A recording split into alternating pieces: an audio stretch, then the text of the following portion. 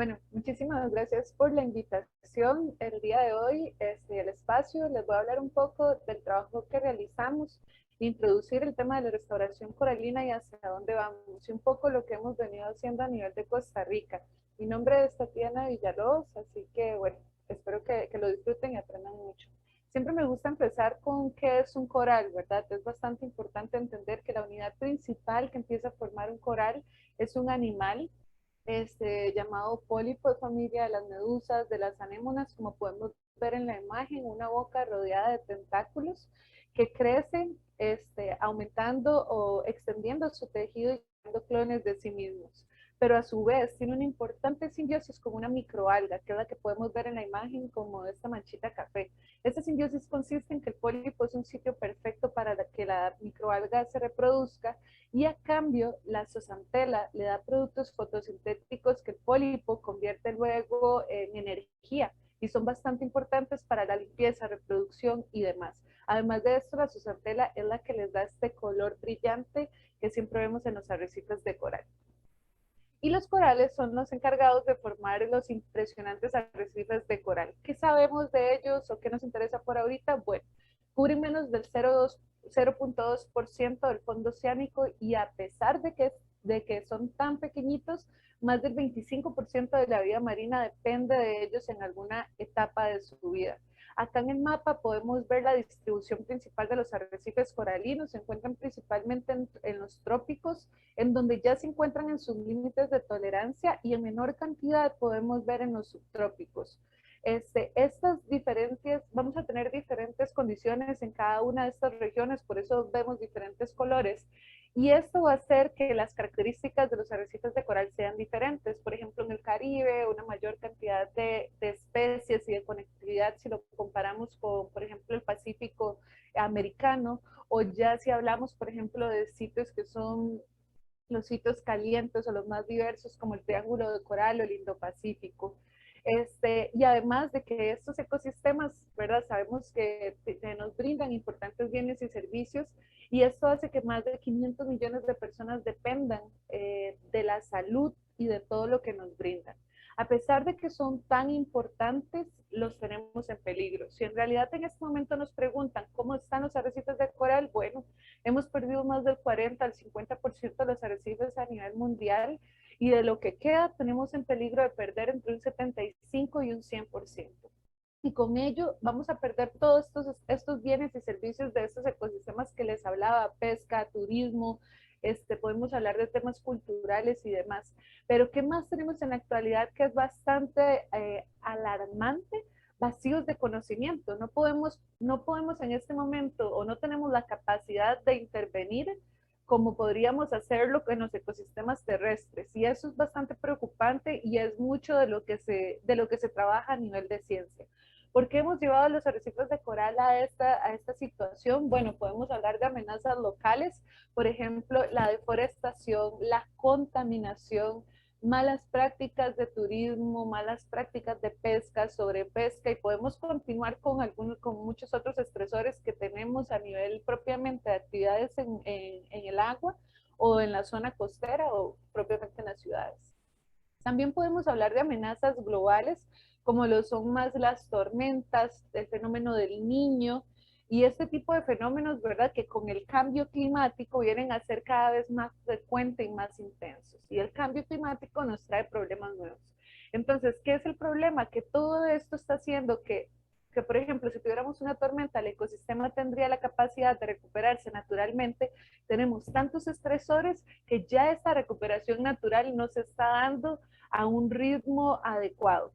Y es acá donde empezamos a hablar de intervenciones, de qué tanto tenemos como seres humanos que ir interviniendo o tratando de asistir los ecosistemas en general.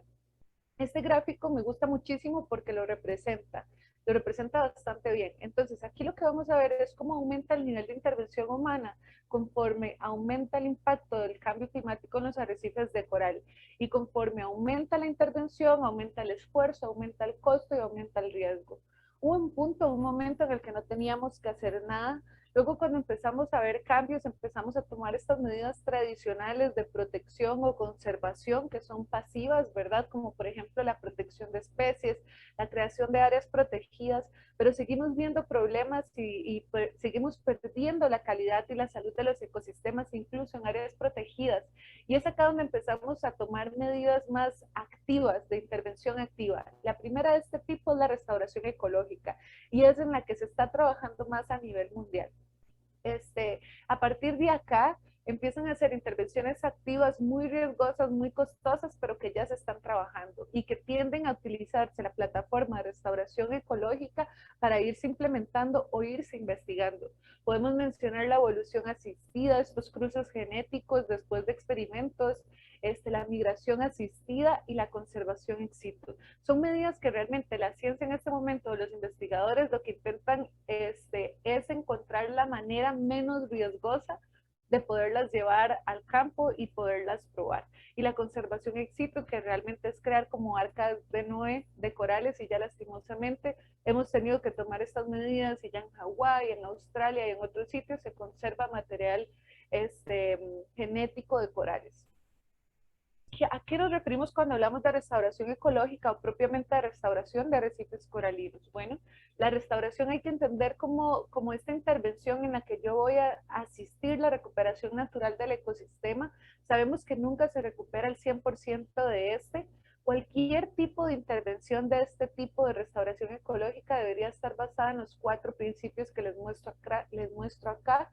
Incrementar la integridad ecológica del sitio, que mi iniciativa esté basada en un conocimiento del pasado y del futuro, ¿verdad? Básicamente la ciencia, yo sé cuál es el ecosistema que había antes, lo que lo afectó y cuál es el panorama o los escenarios que tenemos a futuro. La integración social es clave y que mi iniciativa sea sostenible a largo plazo, es decir, que con el tiempo sea capaz de generar y de poderse mantener, porque algo claro es que con la restauración no hablamos de algo de un año para otro.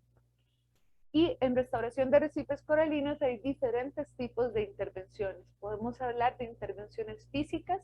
En este caso, nosotros no trabajamos con el material biológico propiamente, sino que lo que buscamos, por ejemplo, en las imágenes que pueden ver acá, es trabajar más con el sustrato. Por ejemplo, en la primera imagen, cuando hay corales quebrados en el fondo, bueno, yo necesito darles algo fijo para que el tejido vivo del coral se fije y empiece a crear una colonia.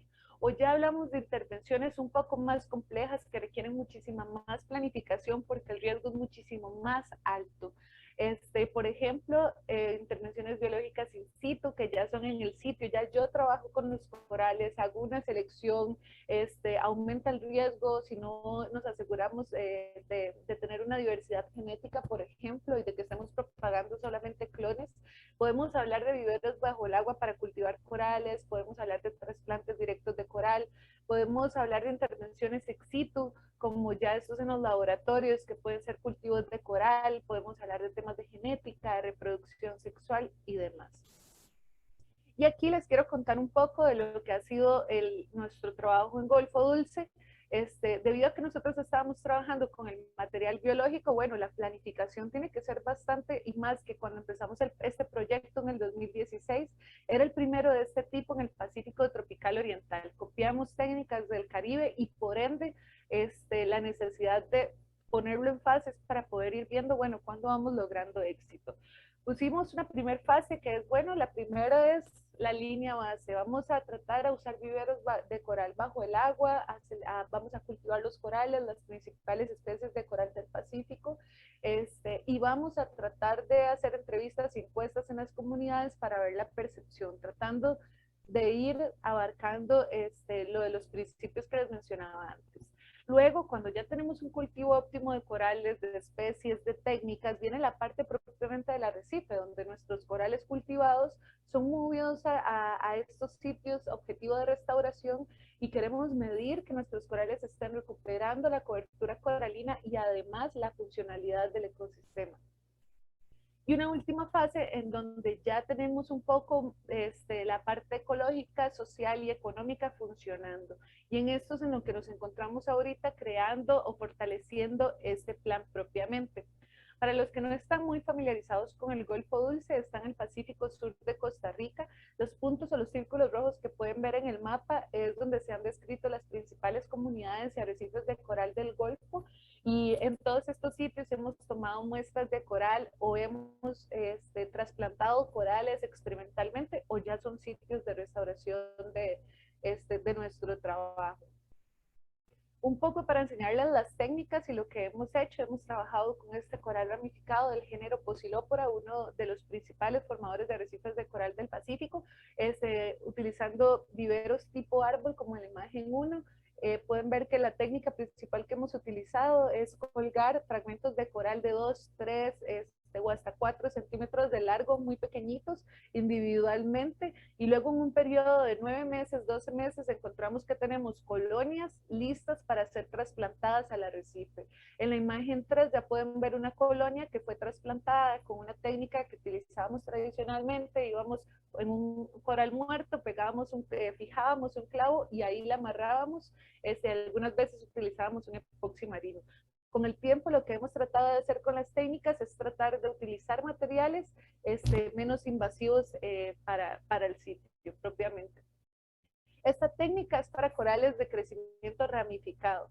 Para los corales de crecimiento masivo o submasivo los hemos sometido a la microfragmentación, en donde llevamos los fragmentos a 3 centímetros cuadrados, por ejemplo, y se ha encontrado que esto estimula el crecimiento de estos fragmentos de coral. Los pegamos en estos discos de cerámica blancos que pueden ver en las imágenes arriba.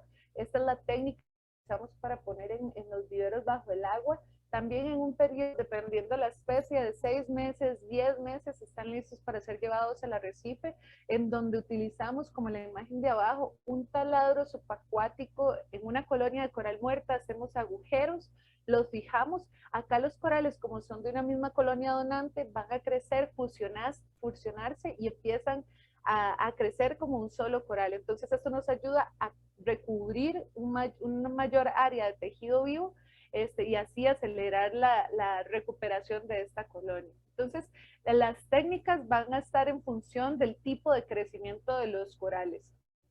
Esto también se trata mucho de acciones claves. Una de las preguntas que siempre tenemos es, bueno, ¿puede pasar algo y se deben perder los corales? Sí, pero el hecho es de que con el cambio climático esto se trata de estar ahí. No tenemos muchísimos datos, no sabemos todas las especies que tenemos, no sabemos los genotipos que tenemos, pero sabemos que tenemos diferentes colonias donantes. Y esto se trata de cómo podemos ir midiendo el rendimiento de estas donantes a través del tiempo, luego darles estudios de genética, que sería lo ideal. Y el mejor ejemplo nos pasó en enero del 2020, en donde tuvimos un evento de blanqueamiento que nos enseñó que realmente, por ejemplo, de las 16 colonias donantes que tenemos Posilopora, vimos que habían algunas donantes que dieron un mejor rendimiento, ya que ninguno de los fragmentos de coral que estaban siendo cultivados murió, pero otras donantes como la donante 12 y la donante 31, el 85% de los fragmentos de coral que estaban en los viveros murió. Y entonces eso nos da a nosotros una idea de cómo vamos probando naturalmente cómo funcionan o qué tan resistentes son a diferentes factores. Esto es lo que queremos, qué podemos cultivar más, qué podemos cultivar menos. Y esto es una idea de que ustedes vean que no es solamente cultivar corales, sino estar ahí con buenas bases de ciencia y poder ir adaptando a los planes. ¿Qué hemos hecho o qué tenemos ahorita? Hemos empezado un proyecto en el Caribe, también asistimos en el proyecto que tiene el CIMAR de la Universidad de Costa Rica en Papagayo, pero esto es propiamente de Golfo Dulce, que fue lo que les comenté. Tenemos 12 viveros de coral, más de 1,100 colonias de coral en cultivo de las principales especies formadoras de arrecifes. Ya hemos llevado más de 900 colonias o hemos trasplantado en 4 sitios del Golfo y estamos en este plan de monitoreo ecológico. En la parte social ha sido bastante bonito porque hemos tenido la capacidad de entrenar personas locales que cuando hacemos trabajo de campo nos asisten y reciben una remuneración económica por su trabajo, la educación, hemos trabajado bastante en esto y ahorita estamos trabajando en un plan de turismo que permita a más personas locales tener ingresos con lo que hacemos, sin dejar de lado o que ponga en riesgo el trabajo de investigación que realizamos. Además, tratamos de ser muy activos a nivel de redes, ¿verdad? ¿Cómo hacemos para compartir la información que tenemos qué ha funcionado, cómo podemos ser más eficientes y a nivel nacional de incidir políticamente en lo posible. ¿Hacia dónde vamos? Les comento que este año salió esta publicación que se llama Las 6 prioridades en la restauración de arrecifes coralinos. Se las quería presentar porque va muy relacionado no solamente a escala global, sino nacional o regional. Bueno, uno, necesitamos incrementar la eficiencia, ¿verdad? La escala, la efectividad, a nivel nacional, cómo hacemos para poder tener control y poder evaluar los proyectos que se van haciendo y así poderlo hacer de una forma que sea eficiente y que no implique un riesgo para los arrecifes y las comunidades de coral. Luego podemos hablar de la reproducción sexual, es clave para asegurar la diversidad genética de los sitios.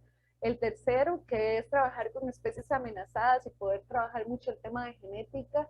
El cuarto, apoyar iniciativas con enfoques holísticos. Hablamos de un ecosistema marino, ¿verdad? Entonces, mientras más integral, mientras más abierto vamos a tener nuestra mente y nuestras iniciativas, integrar, por ejemplo, el tema más de ecología, pues más efectivos vamos a ser con propiamente la restauración. El quinto, promover, necesitamos un mismo idioma, los términos, las métricas estandarizadas, poder comparar, poder avanzar como un solo grupo a nivel regional y a nivel mundial. Y por supuesto que se necesitan apoyar iniciativas, más iniciativas en diversas áreas geográficas. Hablamos de un ecosistema que, como vimos en el mapa en la introducción, tenemos principalmente en los trópicos, el cambio climático les afecta bastante. Entonces, ¿cómo hacemos para que a nivel nacional podamos encajar estas prioridades que se han encontrado los expertos y al mismo tiempo que podamos tener un mejor control de lo que se va haciendo a nivel nacional y que podamos evaluarlo, que podamos aconsejar, pues va a ser clave para poder trabajar y todo basado en la ciencia para poder decir que estamos haciendo restauración ecológica de arrecifes coralinos responsablemente. Y con esto yo termino, como vieron, es un poco el trabajo que hemos hecho, espero que hayan aprendido y de verdad de nuevo muchísimas gracias por el espacio.